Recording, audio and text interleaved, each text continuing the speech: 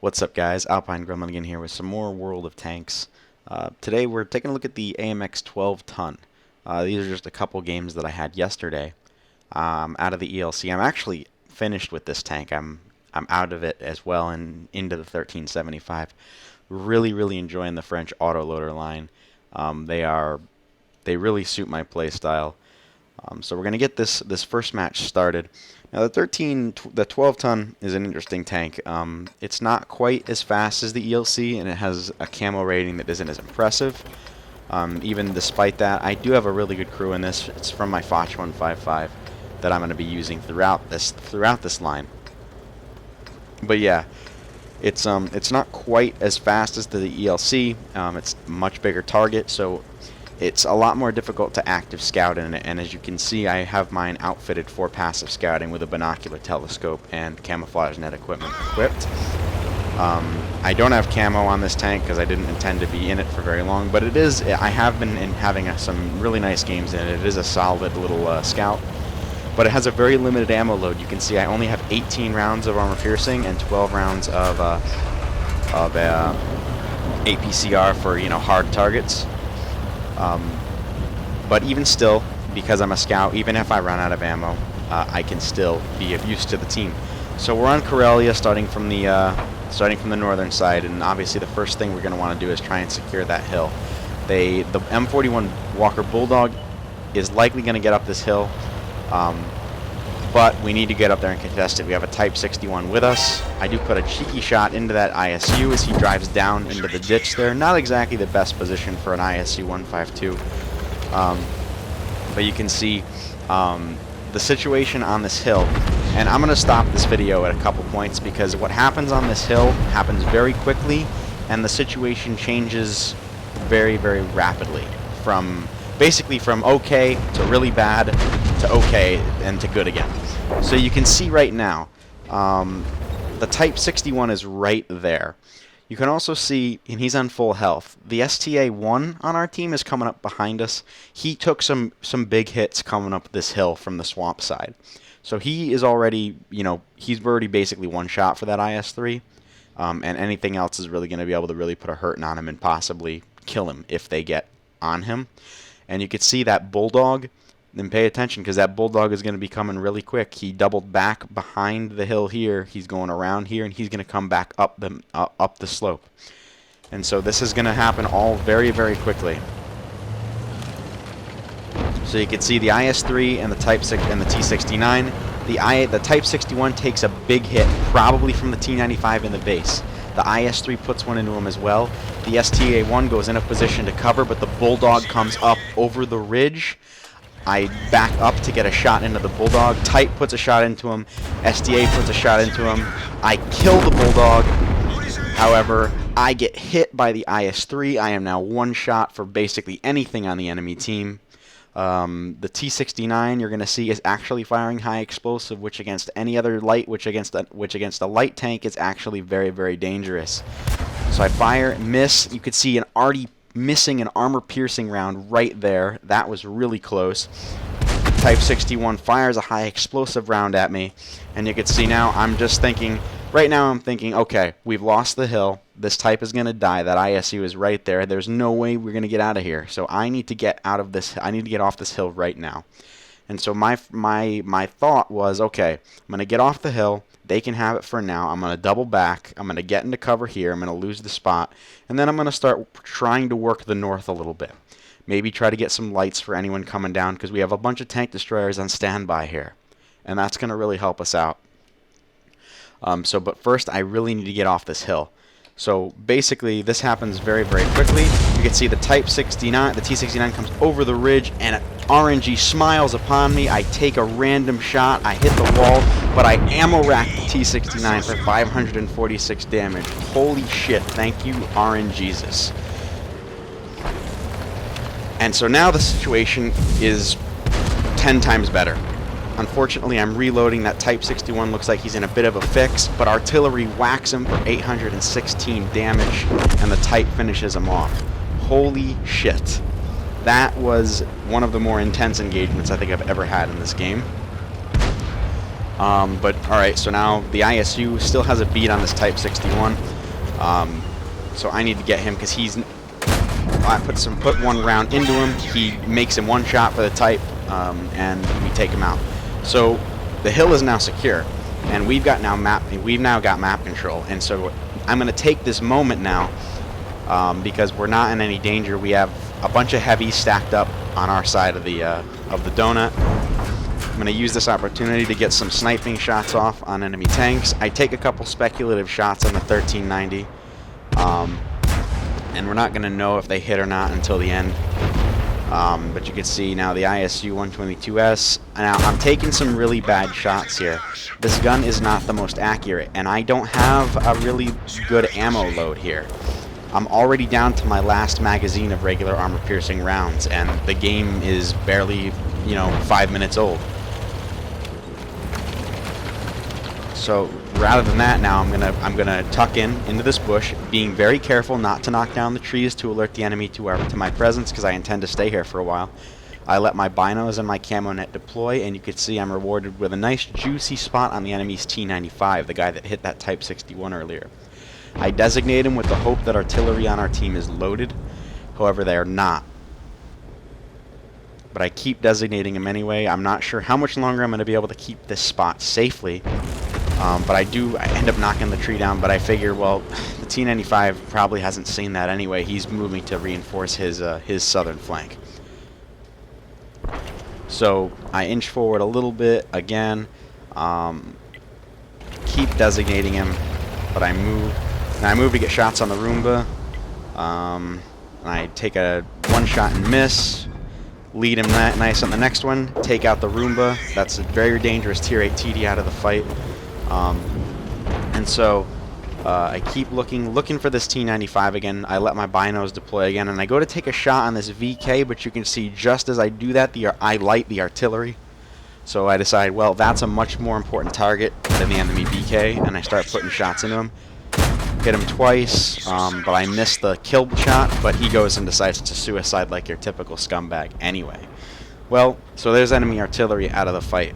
I've only got one round of my regular armor piercing left, so I decided to go for a reload, unfortunately, and I would have been useless to this Type 61 anyway. He's getting rushed by the T10, but luckily the IS-3 and the Tiger 2 and the Tiger 1 are coming up behind him. I'm reloading. I'm not going to be able to save him. And as I'm coming down to assist, the Tiger 1 takes him out. So that's their other Tier 9, that's their heavy tank, their Tier 9 heavy tank out of the fight. That's good. And so things are actually looking very, very good at this point. We've got map control. We're holding them back in the north. We outnumber them a good deal. So now it's time to take on a more active role. I've played pretty passively, but now it's time to go hunting. You can see the M53-55 has actually moved to help the T95 cover the base, and that is going to cost him. He has positioned himself in an awful position. I fire and miss, but like I said, I got plenty more where that came from. He's tucked up against that wall, but it's not going to save him. And I ended up killing the artillery, and I get out of there just as the T95 is aiming. You can see I noticed him out of the corner of my eye, and I ducked down behind cover. And so now the T95 is going to think about... You can see him over there when I turn my turret to look back. You can see him coming over this way, but like I said, he can't see me. I've lost the spot. I stop to designate him for artillery, but I lose the spot, and I don't want to go back out into that bush to light him again. So instead, I'm going to go ahead and flank him. They have that situation pretty well sorted in the north. That IS-6 is about to go down. So the only thing really left is to take out the T95. That Tiger 1 is in big trouble. T95 right in front of him, so you can see him backing up. And instead of taking the more direct route, I'm going to go ahead and get a high ground position with concealment from which I can engage that T95 more effectively. Now remember, I've only got 7 rounds of APCR left and 1 armor piercing round left, so I've got 1 full magazine, and then I'm going to reload 2 rounds, and then I'm only going to have 2 more shots left after that. So I spot the T95. I don't engage until I'm behind the concealment of the bushes. This is spotting and camouflage mechanics 101. I am more than 15 meters behind those bushes, and so I get the full effect of their concealment. And because I'm already a high camouflage tank, he has no hope of seeing me. So now that T-95 is moving behind concealment, he isn't going to have line of sight on me as I make my approach. And by the time he does see me, it's going to be far too late for him.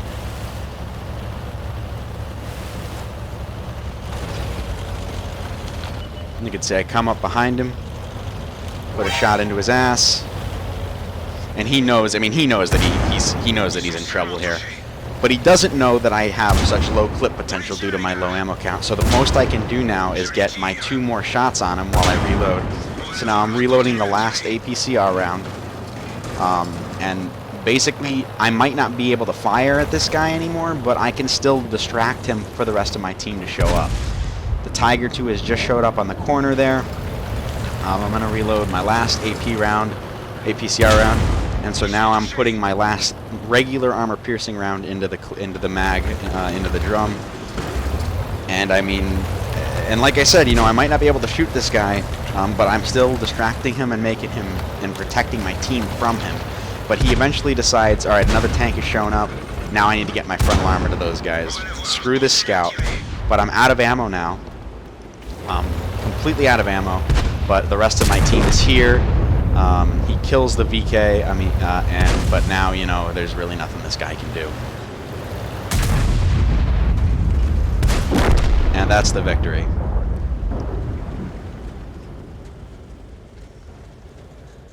Alright, so that was a pretty intense game. Let's take a look at the after-action report.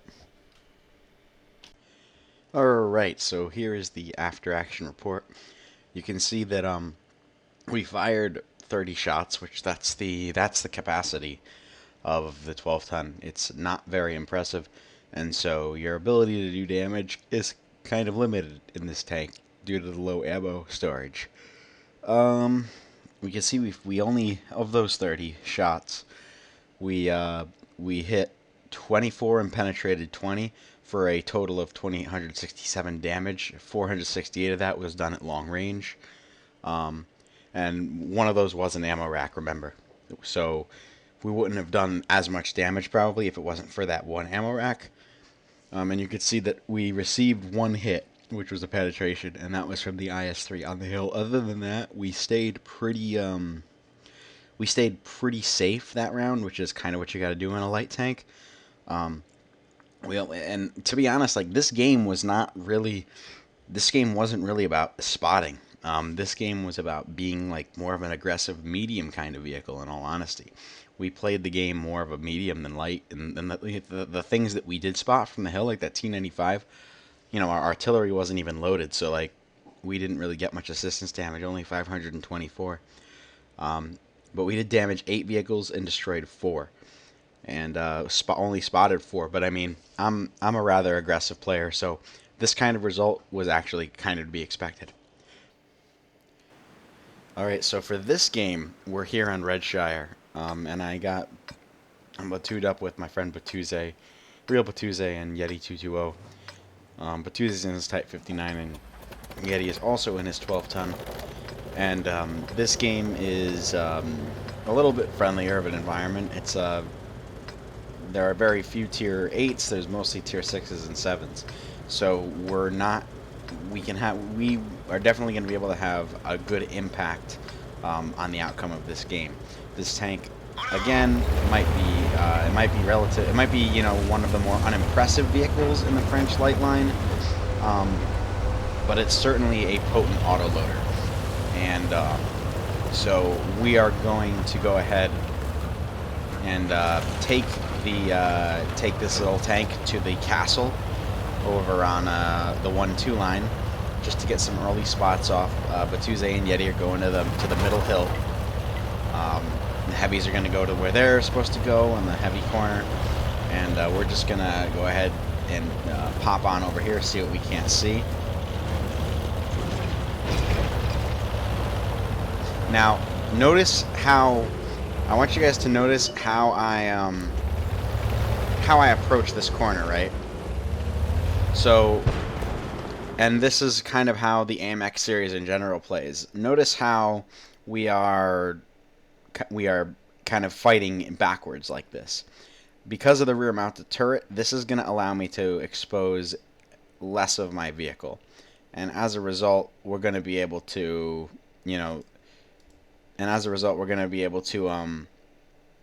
to get out of harm's way much quicker rather than if we came around front forward.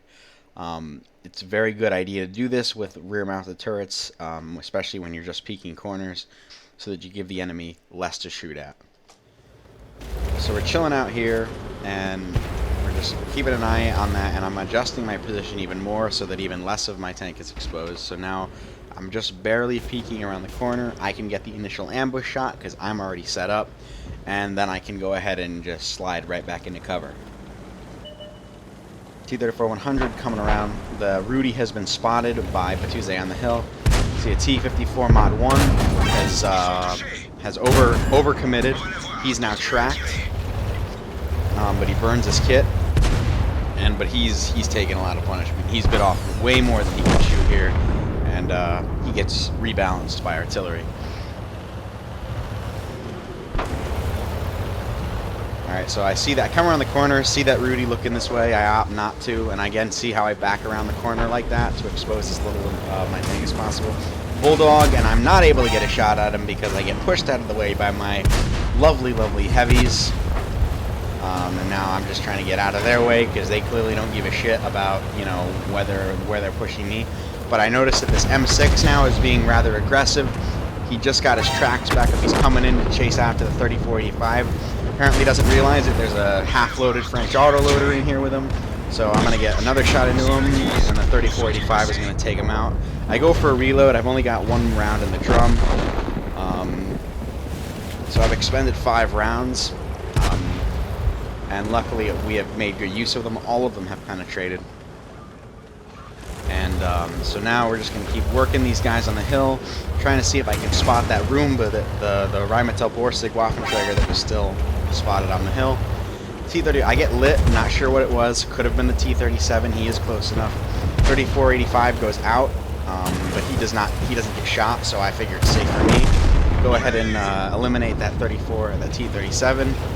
And then the Roomba up on the hill is starting to come under fire from our team. He's been lit, so he's trying to get out of there. He gets relit, and artillery just rebalances the ever-loving shit out of him.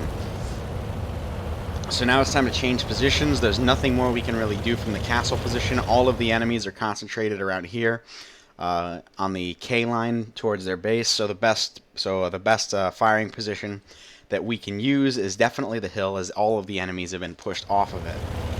You can see a Sure, a Mill, and an OI are spotted, and I opt to take out the OI. He's an easier target.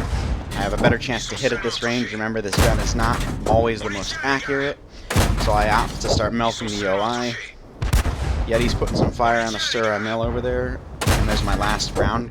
Definitely a good magazine, though. All 6 shots go in, but I get lit by that 3485 behind the windmill, so I dodge just out of the way before the OI takes a shot at me and misses, and he gets taken out by the 34-100. Unfortunately, Batuzzi got killed by artillery, so now it's just Yeti and I left in the platoon. Bulldog gets relit. I take a couple shots at the ass of this 3485 who's left it out. He notices. I get one more good shot into him before I get lit, and then I go ahead back down the hill. So I've got 5 regular armor-piercing rounds left, and I try to use one on this T-29, but you can see just how poor the gun elevation is on this particular tank, as I can't even aim the gun up from this angle to get him. So I have to drive back downhill, and as I finally get a firing solution on him, he gets taken out by our Scorpion.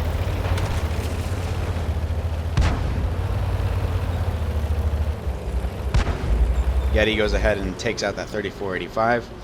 So now there's nothing spotting us.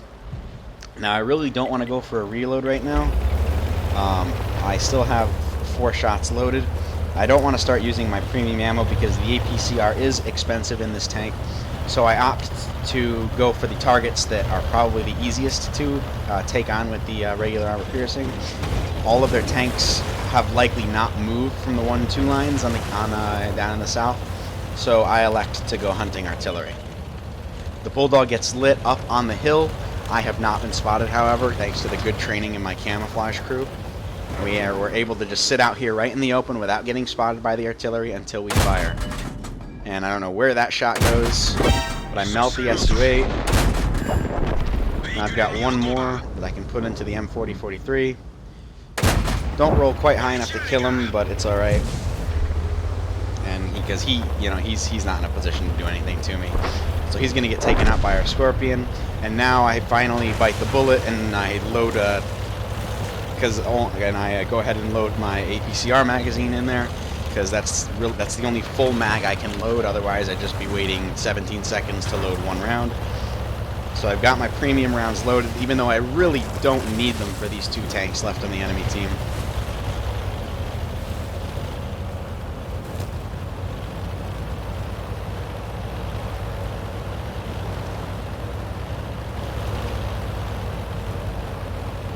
So we're coming up over here.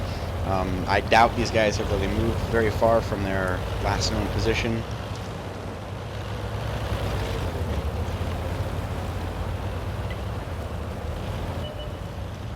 And I spot the Scorpion, and I put one into him, and now apparently bounce off of him twice. And he's down. Now I decide to go for a reload here because I can't kill that Sir Emil with the rounds that I have left. And so I trick him. See what I did there? I knew that he had spotted me, but as soon as he goes dark, I made it seem like I was going over to the left here, but as soon as he gets unspotted, I go ahead and switch my direction, and I go back the way I was originally going to come from. And you can see he thought I was going that way. I actually came from the other direction, and there's nothing he can do at this point. I'm around his gun traverse, and he's all mine. Artillery puts a shot near him, he splashes him, and I finish him off. And that's the game.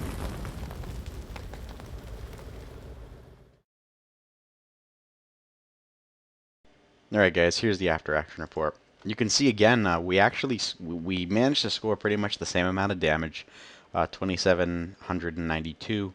But you notice that we actually fired 5 less shots, 25 as compared to 30 in the last game, which indicates a much higher clip efficiency. We definitely placed our rounds much more accurately. You see we got 24 direct hits for 21 penetrations, and 667 of our damage was done from over 300 meters away. We didn't do that much spotting, and I honestly find myself playing this tank more in a medium tank kind of role. I'm very aggressive, as you guys are probably aware, and so it seems that even my light tanks I play much more aggressively than your average scout player. And you can see, because we only did 792 spotting damage, but we still damaged 9 enemy vehicles and destroyed 4. So I don't know. I definitely am really enjoying these French autoloaders. And I think you guys can expect some more gameplay of them in the future. Like I said, grind towards the Batshot. Really excited, especially if it plays similarly to the light tanks right now. Well, anyway, guys, that's it for today's video. I hope you enjoyed, and thank you for watching. I'll see you next time.